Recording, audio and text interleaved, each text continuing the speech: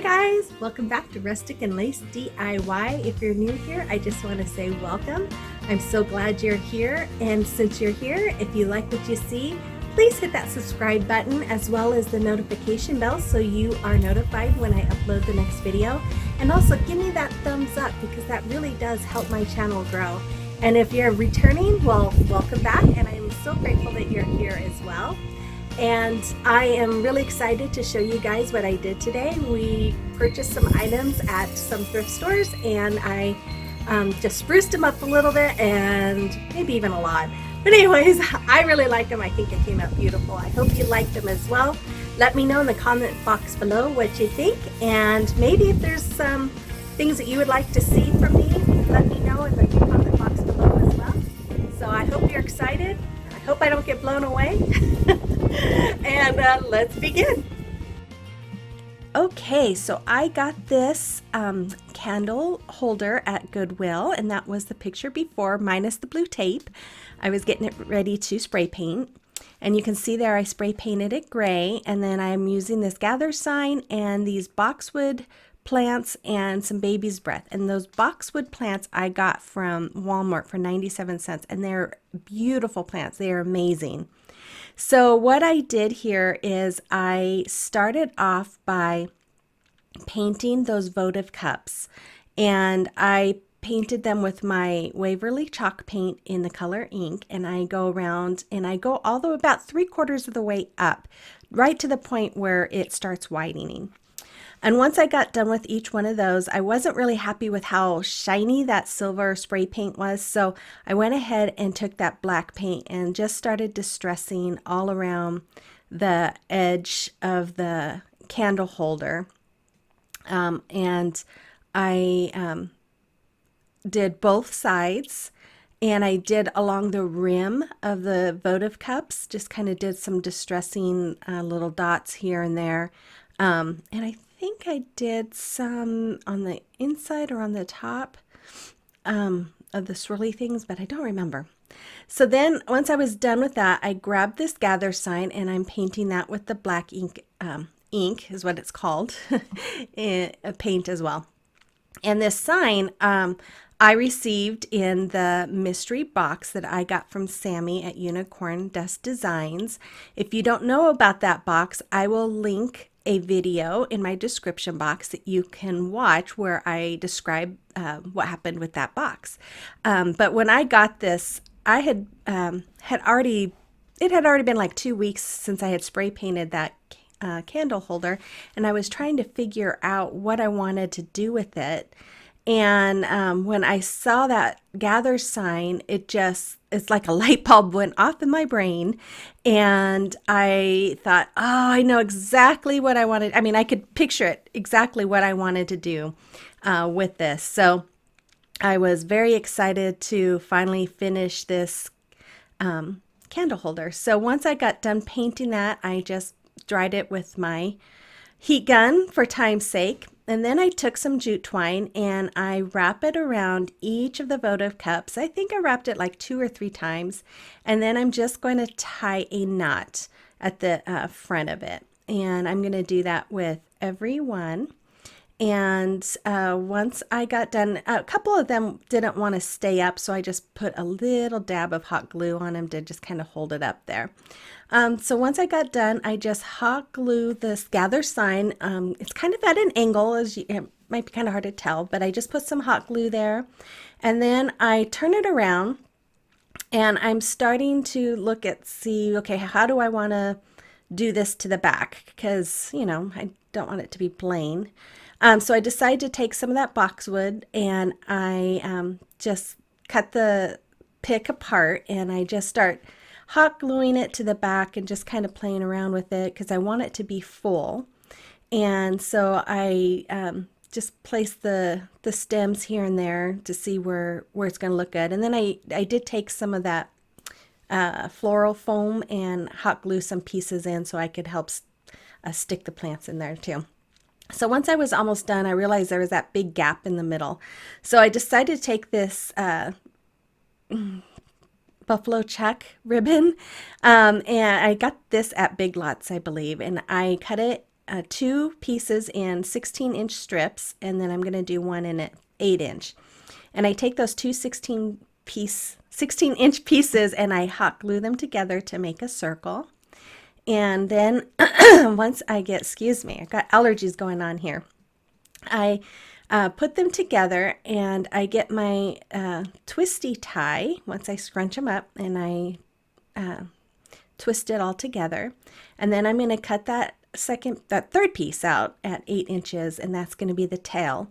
And I'm just going to fold that in half, and then I'm going to twist it on with that twisty tie as well.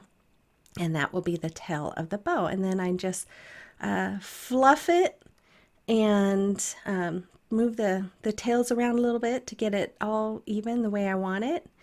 And once I'm done with that, I thought, okay, I want to put some jute twine on this for a couple of reasons. One, to cover that twist tie, but also to just bring in the jute twine that is on the votive cups. So I'm just wrapping it around with the jute twine, and then I hot glue it. And once I get that, I'm going to hot glue the bow on the back of that candle holder. So that way because this is going to sit on my table, my dining room table, so that way when people are on that side, they have a nice little bow to look at, since I only have one gather sign. And then once I got it hot glued on to the back, I do dovetail the ends, but my fat arm got in the way of the camera and I didn't want you to have to look at it. So then I took another piece of twine and I made just a simple shoelace bow, and then I'm going to hot glue that right in the middle of that bow. And I just think it looks really, really darling.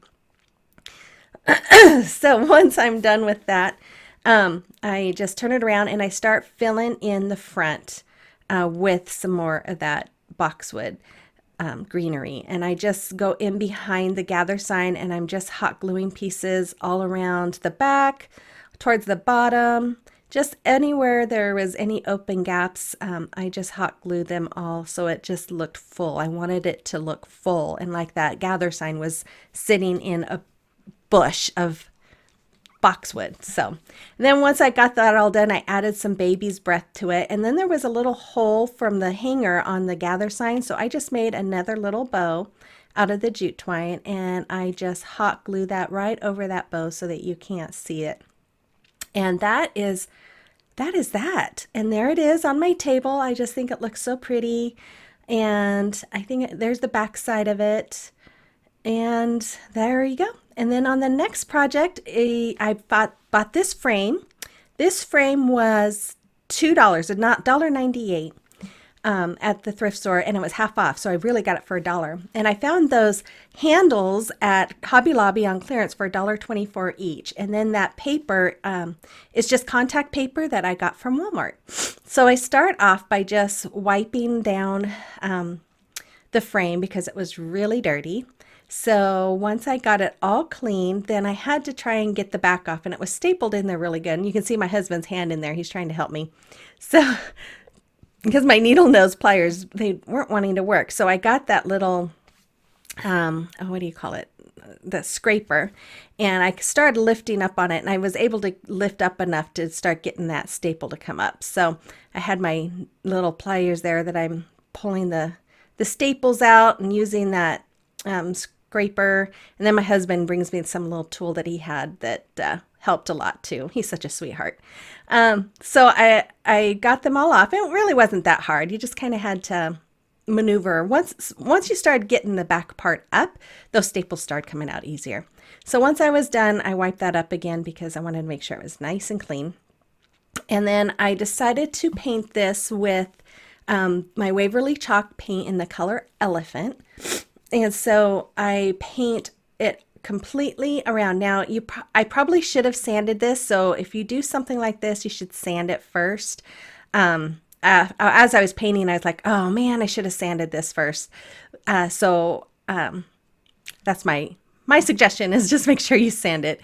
So once I got it all covered, I did the bottom sides of it and as well. Then I took my contact paper and I'm just going to cover that back part of the frame with that contact paper, and it goes on so easy. I I was so happy about how easy it went on. And then I'm just trimming the sides to get all the excess off. Excuse me again, I tell you, allergies have been really kicking me lately. And let's see. So then once I'm done with that, I put it into the frame and it looks beautiful. So I get some E6000 and I'm going to put that all along the long side of the frame on both sides. And this tube of stuff it wasn't wanting to come out, so it was giving me a little problem there. But I got it on. And then once I did that, I added hot glue to the sides, the short sides, and then I just put the backing on and held it down and waited a few minutes and it was ready to go. And I just think it looks beautiful. But there was a gap, so I got this cord and watch the magic here. Oh, look at that. I went out and I spray painted it with the black, but I didn't put a heavy coat on there because it was had that like silvery shine to it. So I didn't do a real thick covering because I thought that really helps bring in the gray from that paper. So I'm just pushing that cord into the frame and I'm wrapping it around twice. Once to really get it inside the frame and the other time so that you can actually see it. And I just think it really adds to it. Of course, when I showed my husband, he thought I should do something even shinier. God love him. He loves shiny stuff.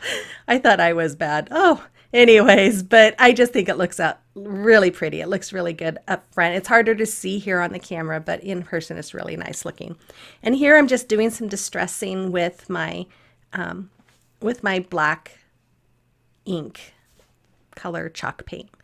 And then I do touch up a little bit, I think, with the gray too, but I think that's what I'm doing right there. So once I was done doing that, then my little Oliver, he came to say hi to me, so I had to give him a little bit of love while I was doing it. Nice little break. And then let's see, I guess I'm still distressing there. And then I decided, okay, it's time to put on the handles. So here I'm just measuring where I want to put it, at least the distance. And then I'm just using a pin to kind of mark the little areas where I want the ends to go. Now, originally I was going to use hot glue and E6000, but it was too heavy and it kept falling off. So I grabbed my super glue and I'm just putting the super glue on the ends and putting it onto the tray, and then I'm using my husband's accelerant and I am spraying it on there, and that stuff is magical because it's like 7 to 10 seconds and it's set like stone, and it's amazing stuff. And I'll put a link in my description box if you want to look into buying some of that, but it works amazing. So then I just do this on the other handle as well, and man, I think I'm going to try and hide it so I don't have to ask him for it anymore. He'll have to ask me for it. And so then when I got done with that, I just put some Mod Podge all over it just because I didn't sand it. And I could tell that the paint was kind of chipping a little easy. I could see some of the gold come through every once in a while. So I decided to put some Mod Podge on it to give it that extra coating, that protective layer.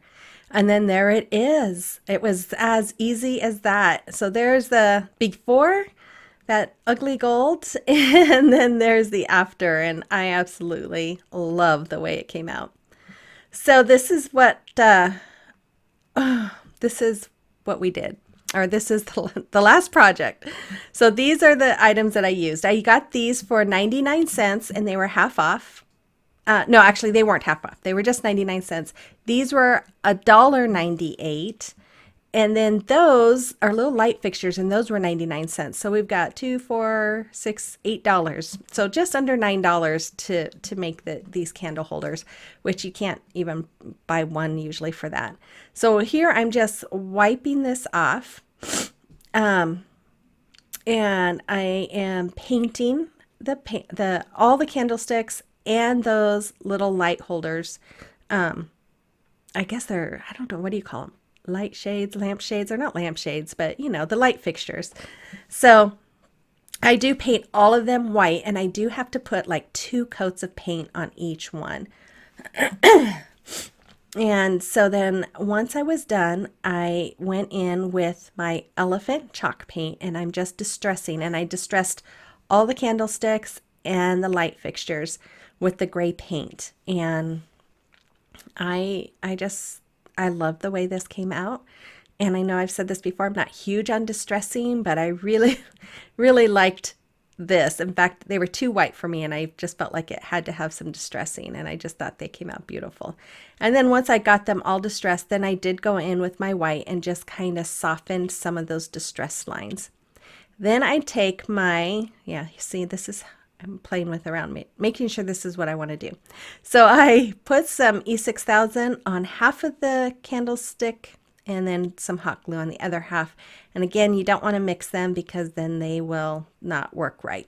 And then I just press it down, and then I do the same thing on that light fixture.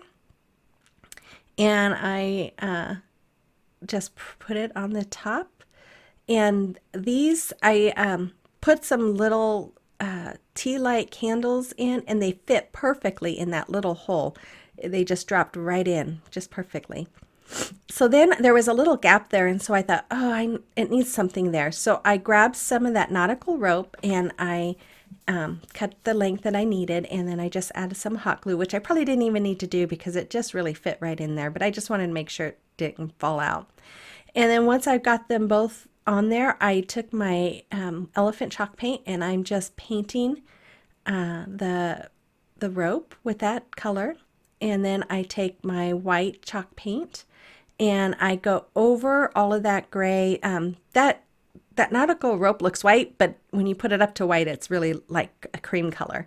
So that's why I decided to paint it. It just didn't look right. So I'm just adding white all over to that gray so that basically you have a distressed look, but in reverse of what I normally do. And I really, really, really love the way these turned out. I was just so excited about how pretty these were.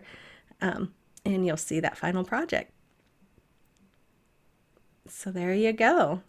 And this is what they started out with. This is the before, and there's the after. And I just love them. And so that is it. So I think it was less than $20 that I spent on this whole thing. And I think they just came out beautiful. So I am so glad you guys are here. I am so glad you stayed tuned. Let me know in the comment box below what was your favorite and if there's anything you would like me to do in the future.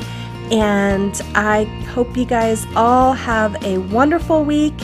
And I'm not sure what's going to be posted next week. We'll come up with an idea here soon. But enjoy your week. God bless you. And we will see you next week.